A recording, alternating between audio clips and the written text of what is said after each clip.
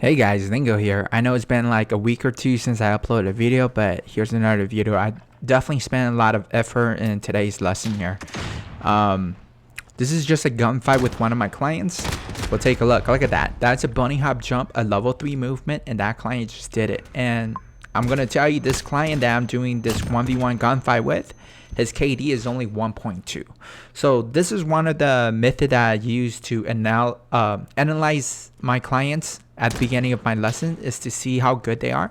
I do a very quick combat phase, and the combat phase is just a very quick 1v1 gunfight with my client. And this is kind of what you're seeing right here. Later on, after a few gunfights, we're definitely going to be jumping into today's Warzone, and it's going to be fully commentary, and you guys are definitely going to learn a lot in today's Warzone lesson. But just bear with me and give me like maybe 5 minutes of your time and watch these gunfight videos. I kind of want to show you what is the best method to improve your gunfight skills, and honestly, you're watching it right now. It's almost in the title here. What's the best method to improve your gunfight skills? You play gunfight. It's as simple as that. And the best way is to do a 1v1 gunfight with someone who is better than you. So what we're doing here is definitely the best way to improve your gunfight skill. The reason why is because you can learn from it. Look at him. Look at what he's saying right now. He should have bounced. So he learned that, and then what he says right there, I can't believe he's pushing that. So he's learning. He's learning about what is how fast a better player will be playing. And he's learning that, oh, he was staying at one spot for too long. He should have moved more, you know? So he's learning from the kill cams.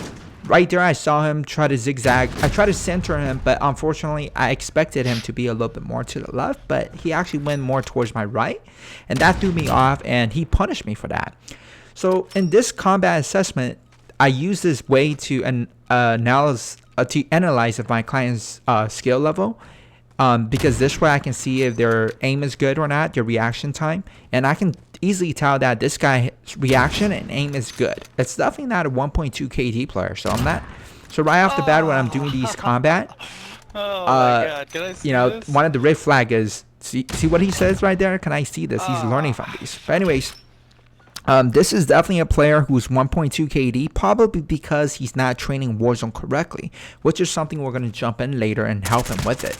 But anyways, I just kind of want to showcase the way I analyze my client's skill level. So when you take a coaching session with me, it's not all about just playing Warzone with you. I just kind of want to address that as well. The Warzone period is probably only like 10 to 15% of my session.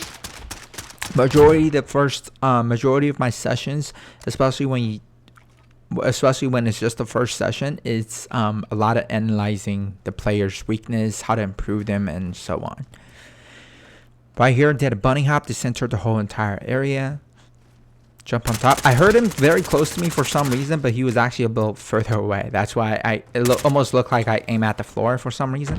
It's because I aimed based on the sound, and the sound sounded like he was closer than he was. Boom, look at that aim. Insane aim. This is not a 1.2 KD player's aim and reaction. So again, his KD is 1.2. Most likely is because he's not training correctly in Warzone. But yeah, anyways, this is a very, very good client. He definitely has a ton of potential. Also, his attitude is correct. Notice time. Look at him. When I kill him, he's not frustrated. He's learning from it. He's having fun. You can just kind of tell from the way his voice, you know, his tone. It wasn't like frustrations. But he can always learn from what's going on, how I played, how I outplayed him, and all that stuff on the kill cam. Again, amazing aim and reaction. But anyways, there's one thing that I wanted to address, because somebody commented on my previous video. His comment, I'll leave it in the description if you guys want to see what the comment is, but it's basically, he was just saying that he wanted to tell me that he didn't really like my coaching style, because from watching my YouTube video, it almost seems like people are just paying me to play with them. It's not really a good coach, and I'm just trying to it's good that he left that comment, because I just want to clarify that all the videos that you guys are watching is only the Warzone section. I don't just play Warzone with my clients here. when I play Warzone with my clients, the purpose is to teach them how they should be training on Warzone. But just to kind of give you an idea of what my session is actually like, here is like the overall timeline of what my session looks like, a 2-hour coaching session. So the first thing I'll do is kind of understand my client's history, his background, like how long he's been playing Call of Duty and stuff like that, and also take a look at his stats. Now, I'm not just going to judge a player based on their stats. That doesn't really showcase their entire skill. Just for example, this client, if I was to just look at him and be like, oh, your KD is 1.2, I'm just going to assume you don't have level 2 and level 3 positioning movement. But that's not true. This guy is amazing, you know. But anyways, so after getting to know my client's background, a little bit on his stats on Warzone, what I do is I'm going to analyze his skill by taking him into a combat phase and a testing phase. The combat phase is kind of what you're seeing right here, a 1v1 gunfight. Fastest way for me to understand the client's playstyle, his aim and reaction. Take a look at if he has combat movements or if he have positioning movements and so on. After that, I take him into a testing phase. During the testing phase, I test him on multiple skills. Everything I test my client during the testing phase are important skills that they need to start developing in order to become a more competitive player. So we just got to make sure they know how to do them. So for example, one of the things I test them immediately is slide cancel. There's a lot more I test though. After the combat phase and the testing phase, we'll take a look at their settings as well. So setting is super important because setting is the foundations to start developing good muscle memory. So for example, if the client is playing on PC, we got to make sure that, you know, his monitor distance coefficient is at the correct value. A lot of times people are not even playing legacy or relative. It's a monitor setting. If you're on PC, you'll know it. Usually people play on the correct one. They play on relative, but then their distance coefficient is set to default, which is 1.33, and in most cases your distance coefficient is not 1.33. So you're doing more harm than good by playing on relative. You might as well just play on legacy instead. So that's just one example. Now, if you're on PC, again, you might be playing on keyboard and mouse. Now, if you're on keyboard and mouse, it's very important that your mouse sensitivity is correct. So one of the things is the Windows settings, the enhanced pointer precision has to be unchecked. If that enhanced pointer precision is checked, you'll never develop good muscle memory. You'll never have muscle memory, in fact. So you'll never be a world-class aimer. And another thing is also your in-game sensitivity compared to your DPI and your Windows settings has to all match to avoid sensitivity shock issue. And if you're on joystick, if you're on controller, we got to make sure your low zoom ADS sensitivity multiplier and your high zoom ADS sensitivity multiplier is in the correct range, as well as your aim response curve type and your aim assist. You know, a lot of times people don't have the correct combination. But anyways, after the combat phase, testing phase, and the setting phase, we'll jump into the pyramid concept. And the pyramid concept is just a way for me to break the game down into different levels. There's 5 levels in total, and each level has subcategories as well. If you're interested in the pyramid concept a little bit, I introduced level 1, 2, 3 in my YouTube channel already, so you can take a look at my previous videos. But there's a lot more into the pyramid concept, but in my session we'll go over them as well. After the pyramid concept, we'll jump into Warzone, and this is where I teach my client how they should be training when they're playing Warzone. How to play the early game, how to play the mid game, how to play the late game, and so on. Anyways, hopefully you guys understand how I coach my clients.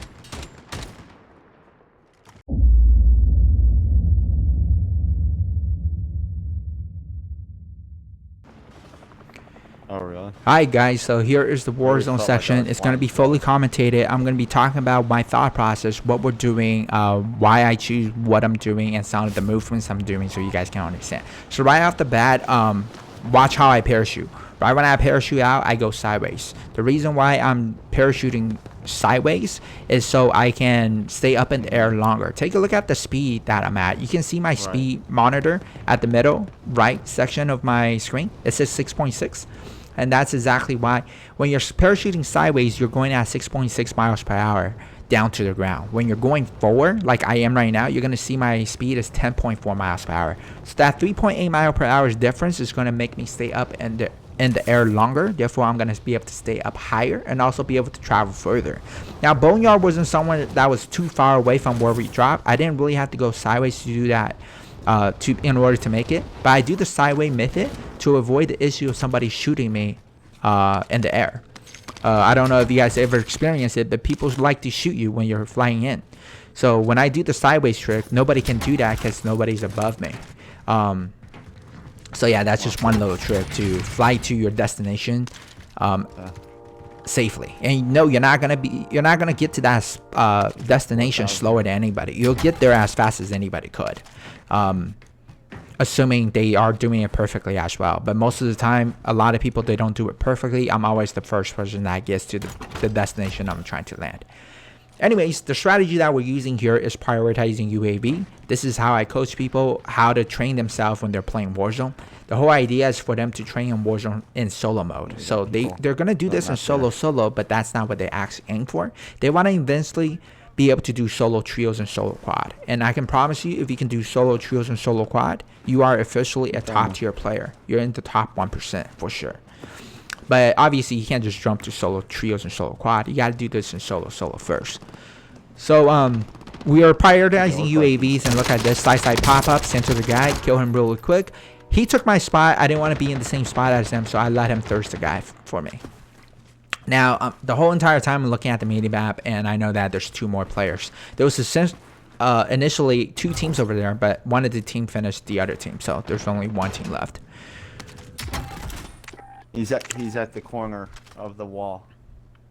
Alright, so again, early game, the way you want to be playing when you're doing this in solo, by the way, or solo duos or solo trios, you want to be prioritizing UAV. Most of your kills early game is going to be with ground loop weapons. The reason why we're training like this is because we're trying to be confident and comfortable using ground loop weapons. Imagine if you're confident with ground loop weapon, how much you will be if you have loadout weapons.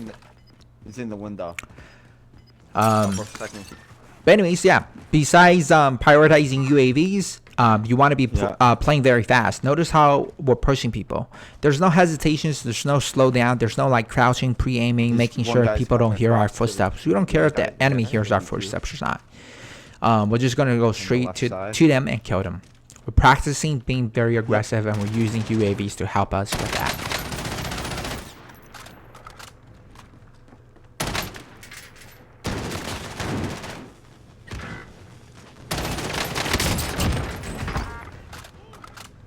You got him?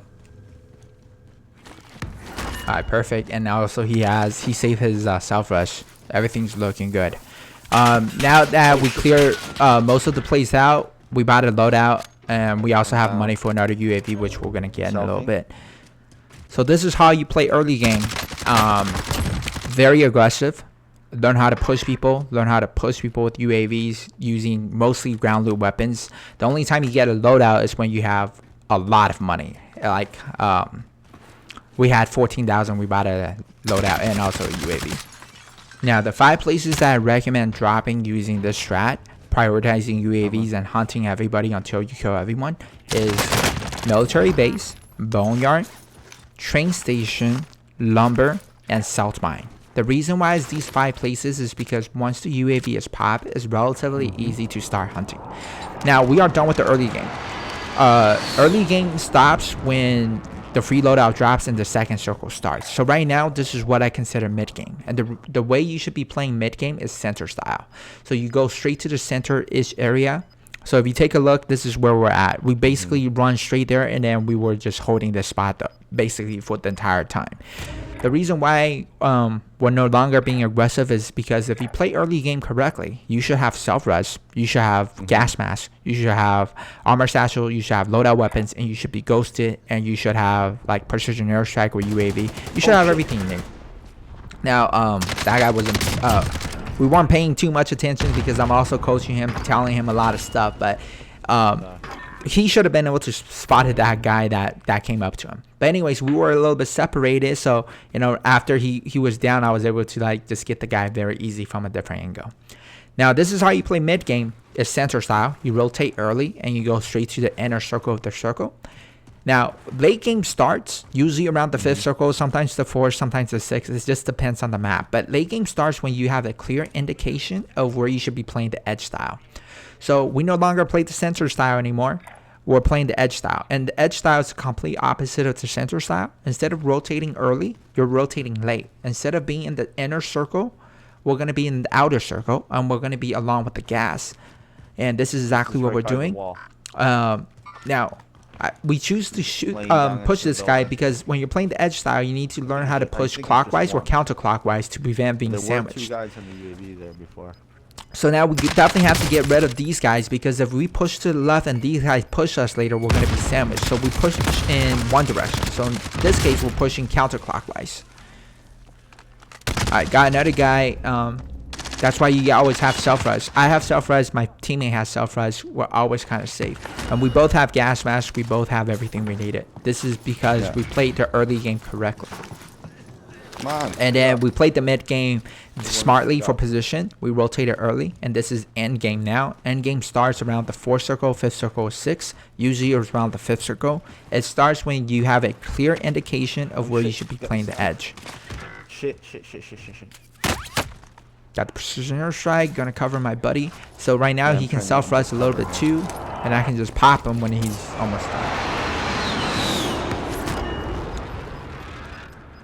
done. Again, just keep in mind this is a training method you want to be doing in solo mode. So this is everything you want to do in solo. And once solo becomes too easy and you're very confident and comfortable with solo, go ahead and do solo duels.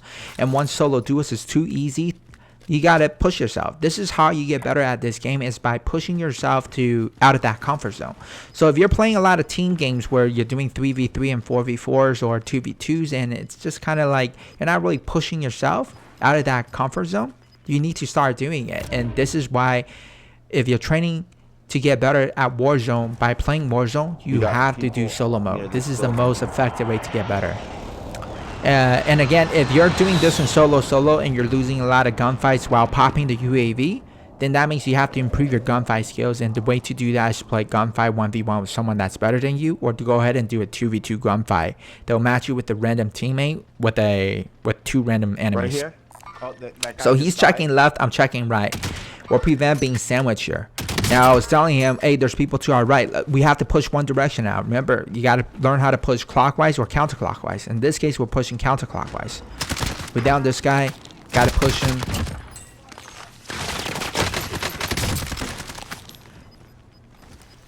Now the only thing is that he kept running towards, like, right on top of me. You want to be a little bit separated near the end game. You don't want to be right on top of each other. So right when he got right on top of me, I got away from him. I want to be like 2 different angles. So right here is 2v2.